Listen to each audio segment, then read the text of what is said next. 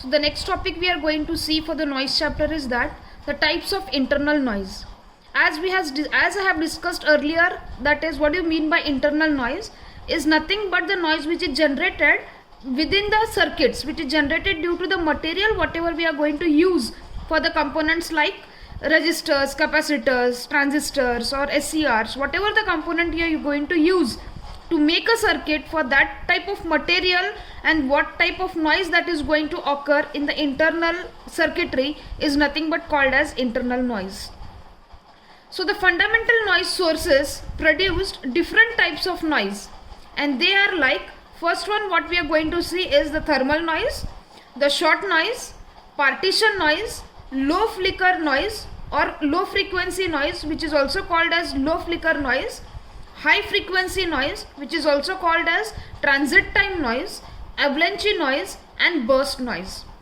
These are all the types of noises which is going to occur in the circuitry while break or make the circuit. While the current is going to pass in the circuit, and due to the material used, these kinds of circuits or these kinds of noise is going to occur into the internal circuitry. So let us see the first noise, which is nothing but called as short noise. The short noise is nothing but which is produced due to the short effect. Now what do you mean by short effect is that the random fluctuations which is going to occur in the circuitry due to the emission of electrons. These electrons, for where the current is going to transmit or the current is going to flow from that electrons to a hot cathode, while causing or hissing or nothing but the spurting sound. So these kinds of noises which is occurred due to this short effect in the audio systems like the amplifiers used, and due to this amplifiers, or which is also called as the causing snow on the television screen. So this is nothing but the random fluctuations which is occurred due to the short effect, and that is nothing but called as short noise. Due to this short noise or due to this short effect, the short noise is produced in all the active devices, and the active devices is like the amplifying devices like diodes which we are going to use, transistors, SCRs, etc. For that matter, in all the active devices it is going to occur.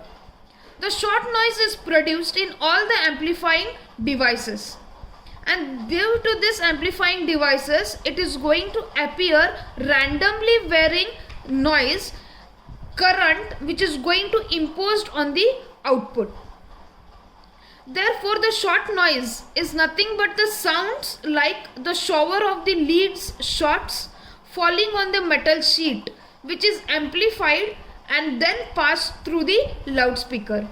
Now this loudspeaker is nothing but the device which we are going to attach to the receiver side. For example, when the communication signal through which, if you are going to transmit a song, of course while transmitting a song, to listen that song we are going to add a loudspeaker at the receiver.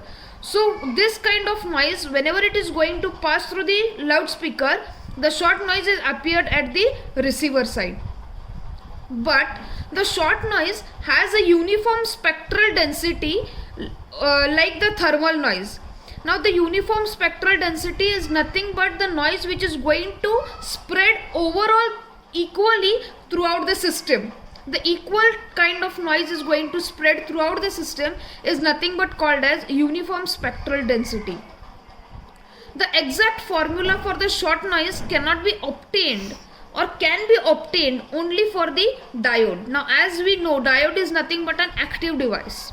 For all these devices, an approximate equations are stated, and the mean square for the short noise for a current carrying for a diode is given as I square N, which is equal to twice the IDC Q B, which has been noted by amperes, where IDC is nothing but the direct current across the junction. Now direct current across the junction is nothing but, if we are going to take an amplifier as example, in that amplifier where the current is going to pass at the junctions directly, that is nothing but stated as IDC. Next is nothing but the Q. This Q is nothing but the electron charge that is been stated for the equation with 1.6 into 10 raised to 19 C, where B is nothing but the effective noise in the bandwidth which is measured in hertz. This is all about the short noise. Now we are going to see the next is the partition noise. The partition noise is generated when the current gets divided between the two or more paths. Now as we know, whenever a circuit we are going to generate or whenever the circuitry we are going to design, the current is going to flow through the number of paths. So where the current is going to get divided in between two or more paths, that is nothing but they are going to create a partition, and that is nothing but called as partition noise. And it is generated due to the random fluctuations in the divisions. Therefore the partition noise is basically in a transistor will be higher than the diode. The devices like gallium arsenide, that is nothing but FET, drawn almost to zero gate bias current, hence keeping the partition noise to the minimum value. This is nothing but called as partition noise.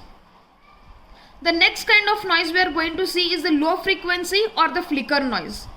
The flicker noise will be appear at the frequency below few hertz, and it's sometimes called as 1/f noise.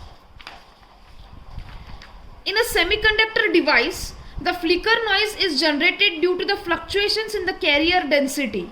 That is nothing but the number of electrons or holes, which is the overall density of the electrons and holes. Due to that, in the semiconductor devices, the flicker noise is going to occur.